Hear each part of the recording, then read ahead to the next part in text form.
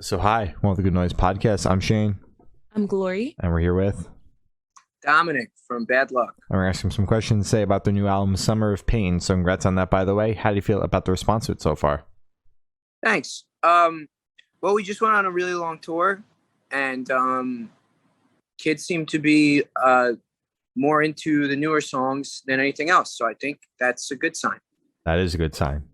Yes, Yeah. it is. And it's like the album came out in July of last year, so the fans had plenty of time to digest it, and everybody knew the words by then. So I'm sure it was great for you guys. Mm-hmm. Yeah, truly, that's a very good point. It's one of the I shouldn't say only, but it's really getting the tour as people have had time to get to know it. So definitely, yeah. For sure. Sure. So is there any meaning behind the album title or cover art? I suppose yes. But also nothing like huge, majorly conceptually. It just kind of wound up being convenient. It was the name of a song that I wrote that didn't make the record, and we all love the title a lot. And like lyrically, again, like conceptually for that song, in summer of 2019, I had like some major life changes. So that at the time, Summer of Pain for me was like that. Then the following summer was the initial COVID summer. And then the summer we wound up putting it out, to, I guess, everyone's surprised, but also it became the new normal at that point. It was COVID stuff was still, really strongly happening to the point that we couldn't play. So we felt like it just applied in terms of the time of the release. And then in regards to the cover, kind of the same, like we made it conceptual in a way, but it's really just supposed to represent like a brightly presented dark image where, that was actually the very last day Coney Island was still closed. It opened the next day. Oh, wow. So it was kind of like the last bit of good timing we could have had to get what we wanted out of it. But yeah, it's New York during an empty beach summer. But there's not much to it beyond that as far as like the meaning or whatever. Yeah. Fair enough. All right. Sure. So can you tell us a little bit about your writing process for this album? Sure. I had like 30 something songs.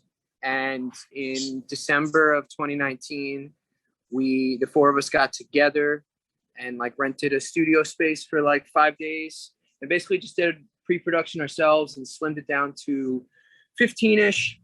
Mm-hmm. And then those 15-ish down to the 12 that we wound up putting on the record. But the actual writing of the songs themselves, kind of the way I always do it. I'm in the midst of doing it right now with a bunch of music where I write like the basic body of the song, like chord progression and lyrics. A lot of time lyric and melody stuff is kind of what drives my song ideas.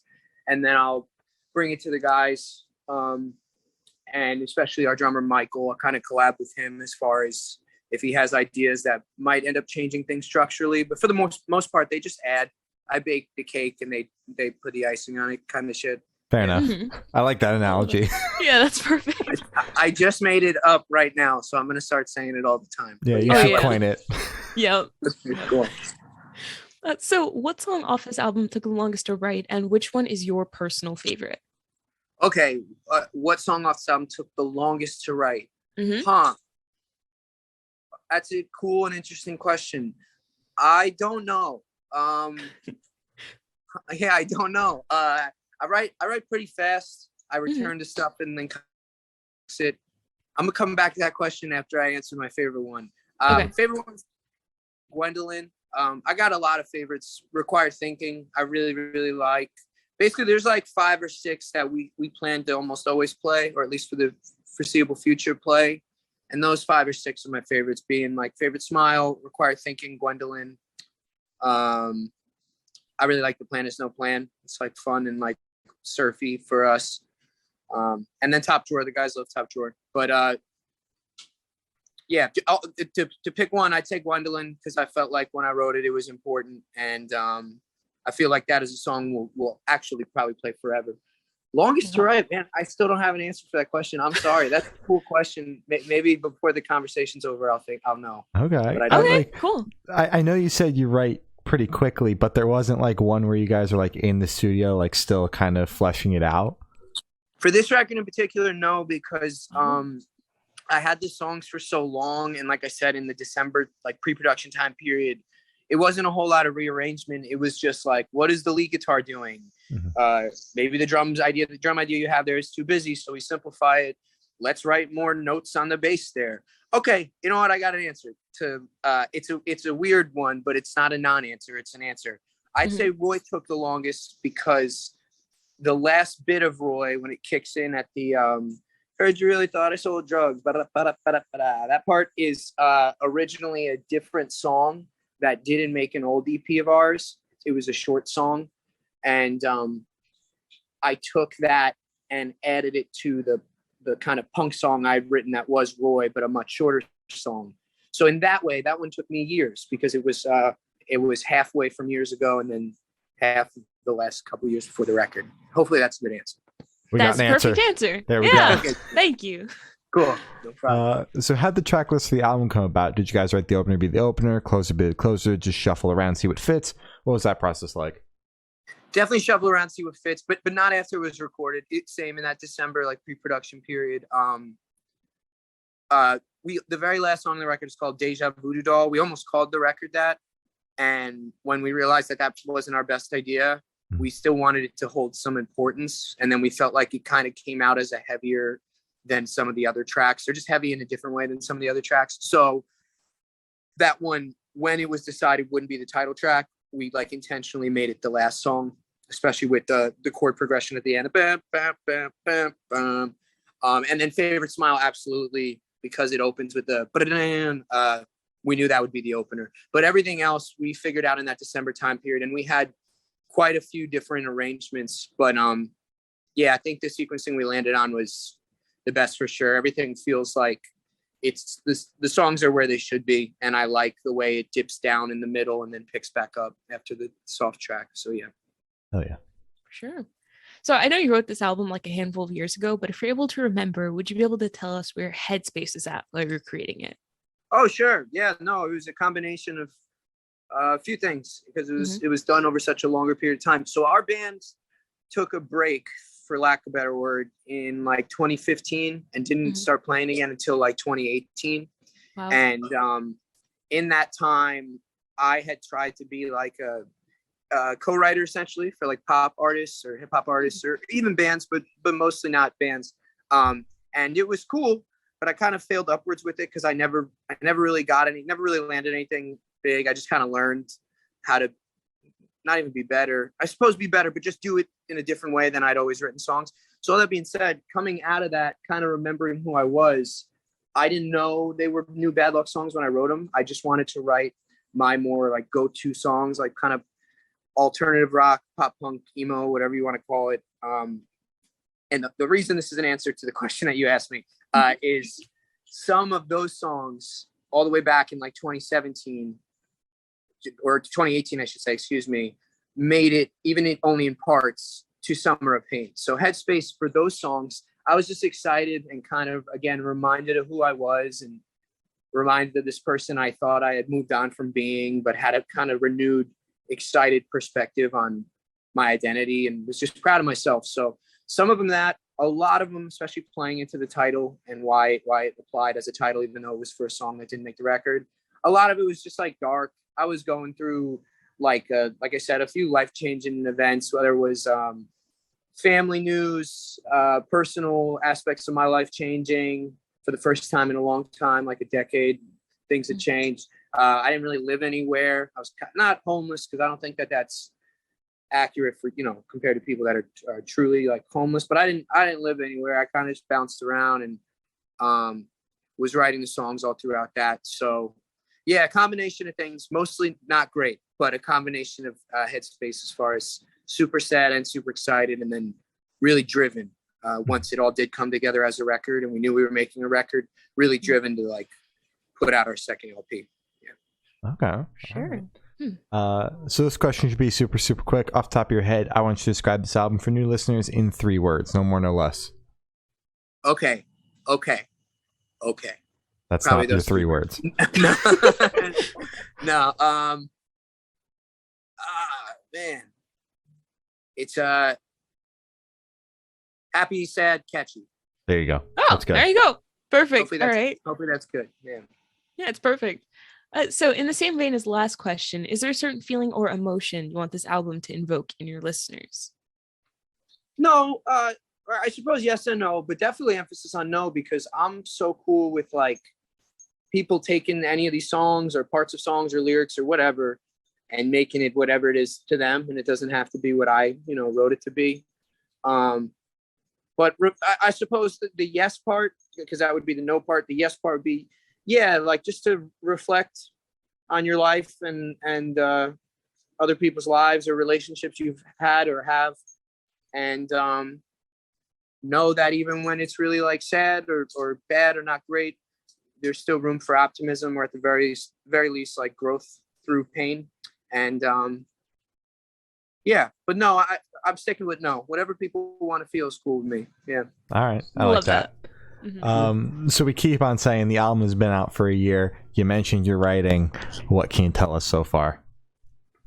Not just because I think it's what you're supposed to say, but truly I think we're writing the best record of our lives. And we're trying to get started on it ASAP. As far as, like you said, the other record's been out for a year and it's been done we've recorded Summer of Pain in early 2020, right before everything hit the fan. So yeah, I'm ready to go, and I'm really excited about the songs. I feel like we're the most sure of our sound and identity as a band as we've ever been, and at the same time we're ready to like push the limits and try new things with this next record. So yeah, I'm very excited to hear it. Yeah.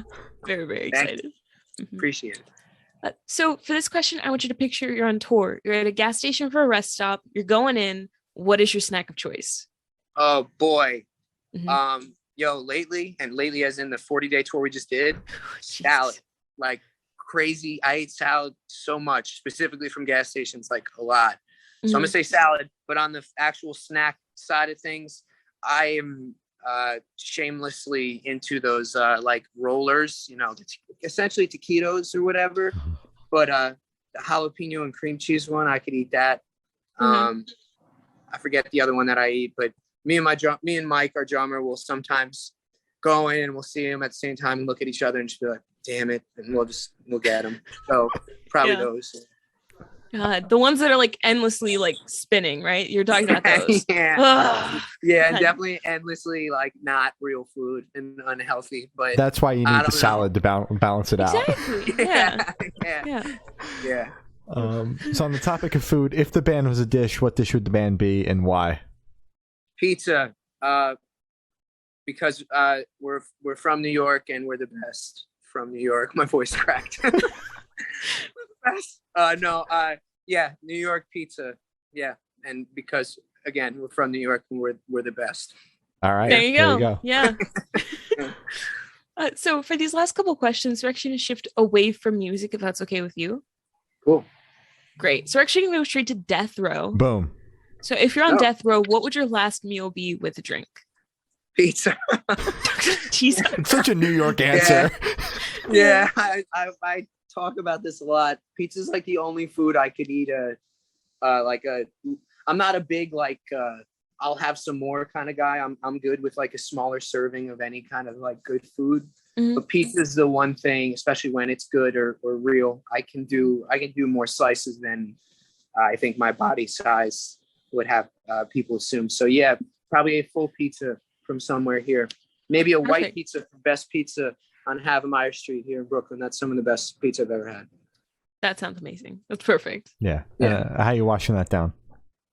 Oh, you said a drink, right? Yeah. Oh, Mm-hmm. Seltzer. That's the other thing I'm shamelessly obsessed with. I go through like, I think the cases range from like 8 to 10 cans or whatever, but I go through like 9 cases of seltzer a week. I drink a lot of seltzer. So yeah, seltzer. And if I have to pick one, it's a brand actually also from the city. It's very good. It's called Howes seltzer, black cherry. I'd probably do that. All right, sounds good. I was just about to ask you flavor, but black cherry is very good. I agree. Yeah, and I could do a few different ones for sure. I tend to get a bunch of different ones, but that would, if I only could have one more time, it would be that one for sure. Mm-hmm. All right. So if you could live in one fiction world for a week, where would you live? Fictional world? Mm-hmm. Man, I don't know. What's some shit I've been watching recently? You know what? I'll just say it's probably not an intelligent answer because people I feel like die or get hurt there all the time. But probably Gotham City. I would live in Gotham City because it's pretty similar to New York. It's often it is New York a lot of time in the movies, or Chicago or something. Mhm. And it takes keep an eye out for Batman type of thing. I don't know. Okay. Perfect. All right. Do you have a specific like Batman era that you'd want to live in Gotham during? I'll say just because it's an answer I can think to say right now. Mhm. But again, it's a bad one because people were dying. They die in all of them. Yeah, that's true. People are always just dying there. Mhm.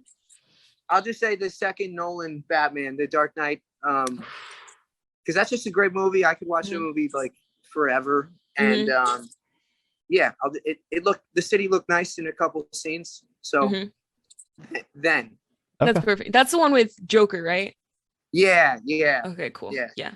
Yeah, that's my brother's favorite movie, so I completely agree. That's a great one. Yeah. That's awesome. Mhm. So I have the honor of asking the last question. Every single person we've spoken to has actually said it is the most important question. Okay. What is your favorite color? Red. You have a specific shade of red? Yeah. Hold on. Will you hand me Oh. my guitar? My room is really messy, and I don't want to show you that. It's But all good. I just bought this guitar before tour, and it's called Fiesta Red. Oh, that's nice. That's a nice And, red. yeah, I'm going to say that one. Generally speaking, pre this guitar, I would say a maroon of sorts, a darker red. Mm. But I love red. It's one of those.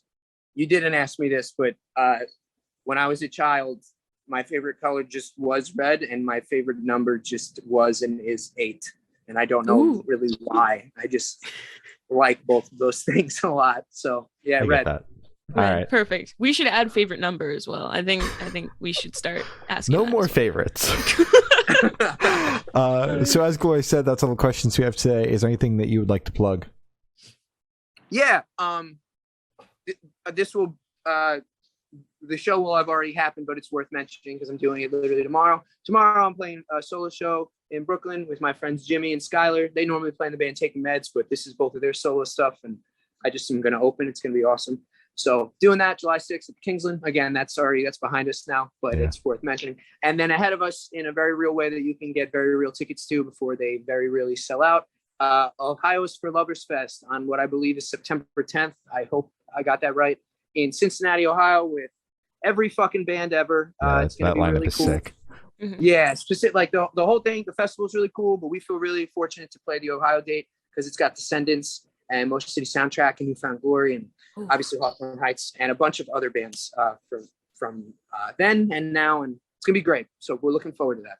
Oh yeah. All right. Awesome. Well, thank you for now. This has been Dominic from Bad Luck, and we have been the Good Noise Podcast.